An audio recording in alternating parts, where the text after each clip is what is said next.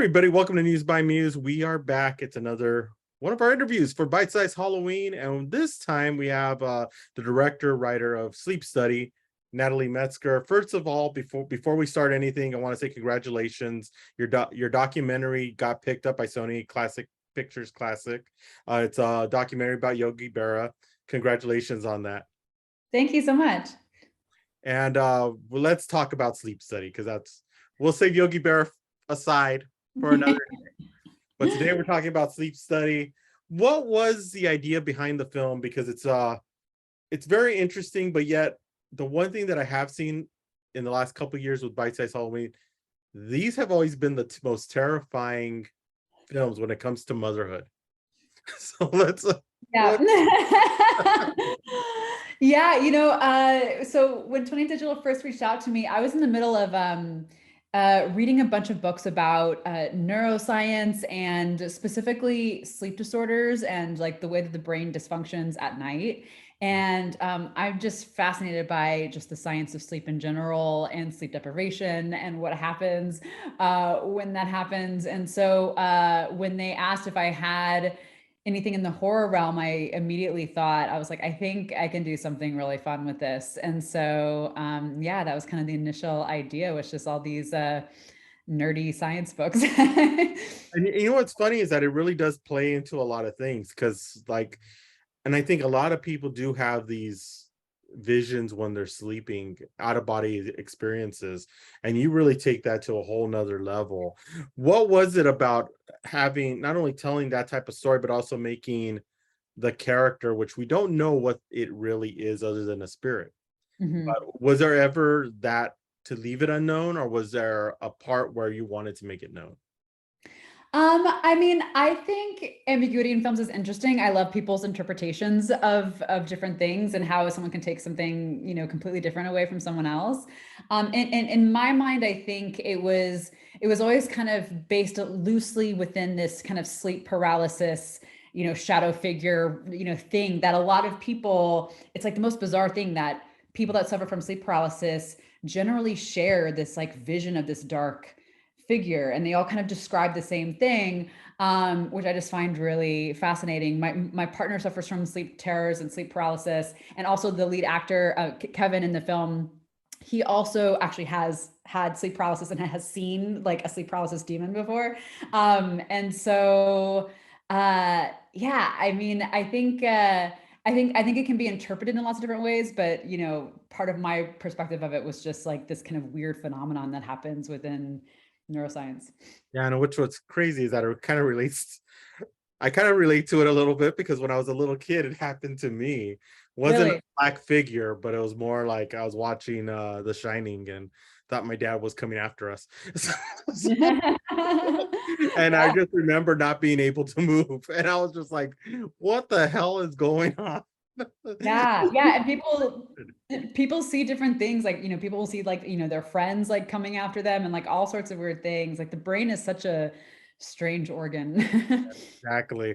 The one thing I do love, I love the camera shots your cinematographer used to tell the story. I think a lot of it is very unique and different, and really gives a lot of mystery to everything. What was the purpose on what did you guys work on and make sure that those were the perfect shots?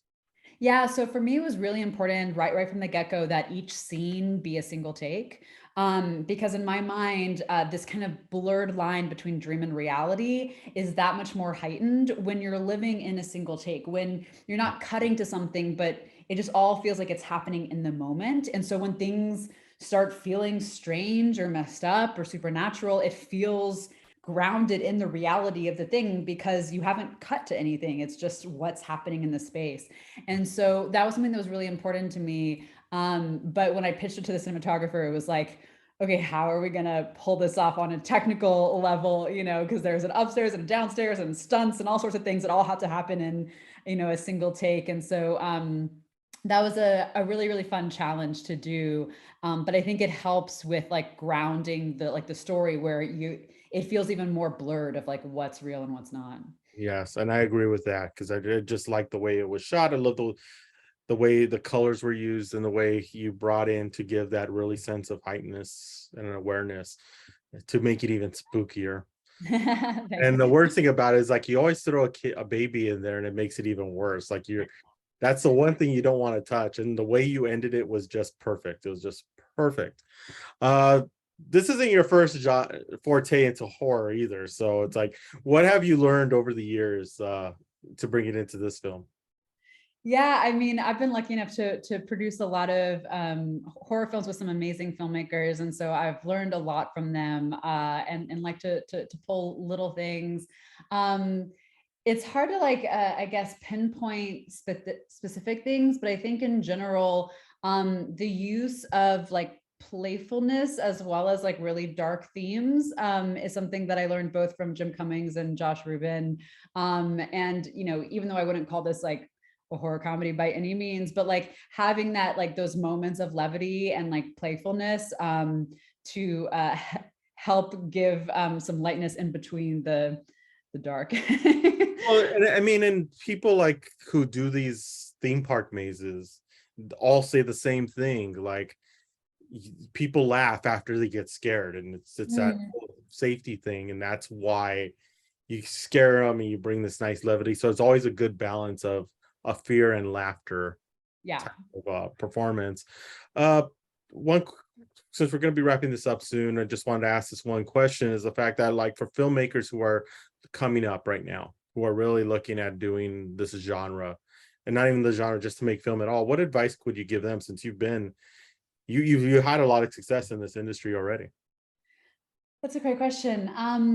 I feel like one of the most important things is to kind of find your tribe, like find the group of filmmakers that you just love being around, that share your values, that you just find to be creative sounding boards, and just continue working with them. We have a kind of a group of filmmakers that we just love working with, and sometimes we produce, sometimes we direct, sometimes we write, and it just it's just this like kind of amorphous group that's super supportive.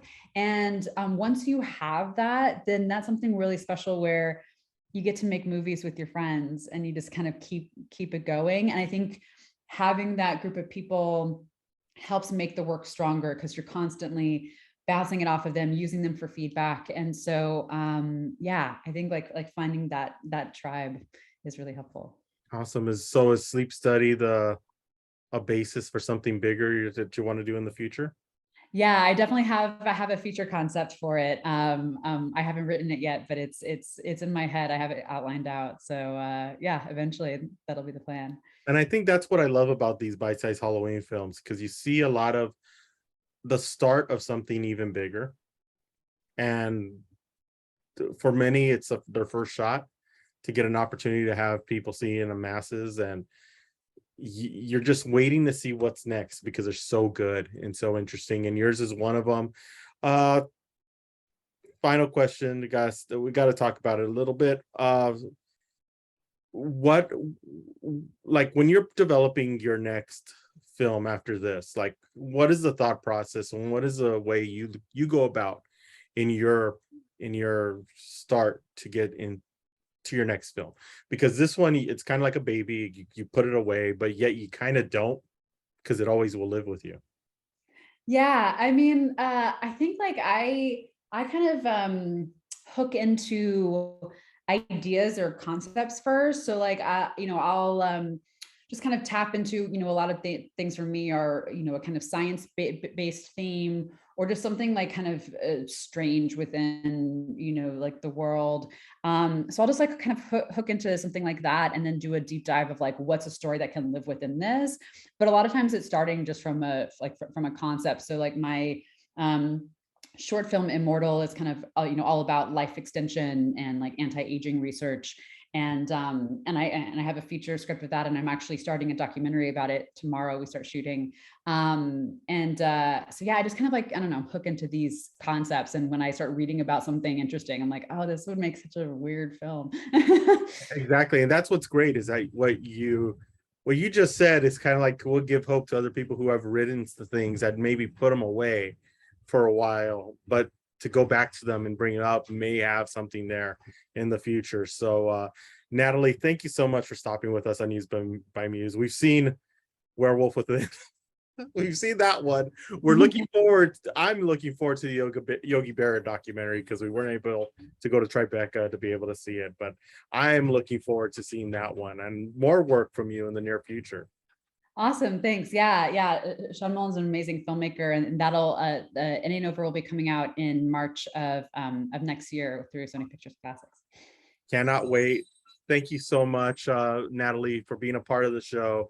And we look forward to seeing more from you. And don't forget, Bite Size Halloween is on Hulu now. You download the app, watch it. You want to watch it before Halloween because you gotta get worked up for Halloween. So better watch it ahead of time and watch it as many times as you possibly can. Show these filmmakers some love. And we'll see you next time here on Muse by Muse on Muse TV.